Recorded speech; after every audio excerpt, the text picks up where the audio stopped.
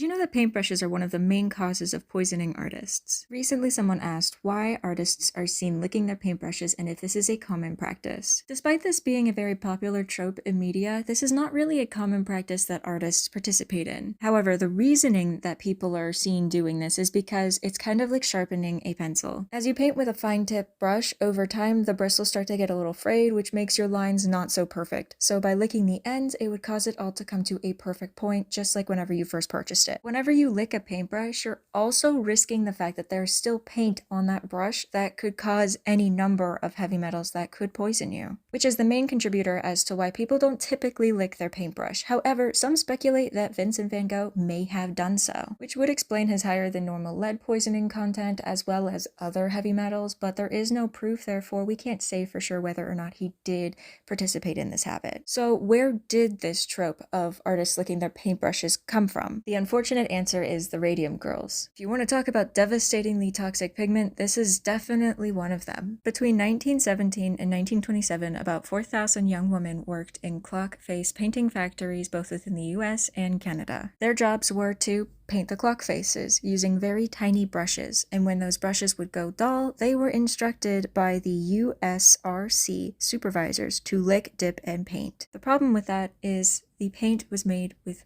radium, which is a silvery white radioactive metal that glows under UV light. And if you didn't comply with this rule of licking the end of your paintbrush, you would be fired, which was a death sentence if you were a young woman working in 1917 because it was very hard for young women to get jobs. And since they had no idea that this paint was toxic, young women and girls would paint their teeth, nails, and skin with this radioactive paint. And yet the supervisors, the owners, everyone knew that this paint was toxic, but they never told the people working with it. By 1923, the first watch-dial painter died a very gruesome death. Then in 1924, 50 of the workers fell ill and a dozen died. And then in 1927, over 50 had died while others suffered health complications and shorter lifespans. Around this time, people were starting to get concerned because too many were dying, too many were getting sick, too many were having weird complications after working in these factories. But since the supervisors, managers, and owners of these companies were money-hungry, evil people, they didn't care. So they were saying that it was syphilis killing and hurting all of these women, which in its own right was an epidemic happening at that time, but because it was used to discredit these women, their claims of fear and danger went unheard. Finally, in 1938, 5 women were able to stand up to the court and prove that radium is a very toxic radioactive metal and should not be used, which is why I believe that painful historic event is one of the reasons why we have the trope of artists licking their paintbrushes. Obviously, the habit didn't just appear out of thin air during this event. It has probably been seen for decades before this. But if this event hadn't happened and it hadn't been so in the forefront of the media, it probably wouldn't have been known as such a major trope in the art community. I hope that answered your question on why artists lick their paintbrush and if it's actually a popular thing that they do. So let me know in the comments if you enjoyed this video and if there's other weird habits or tropes that you've seen about artists in the media and you want to know where they came from and if it's a myth or if it's actually true.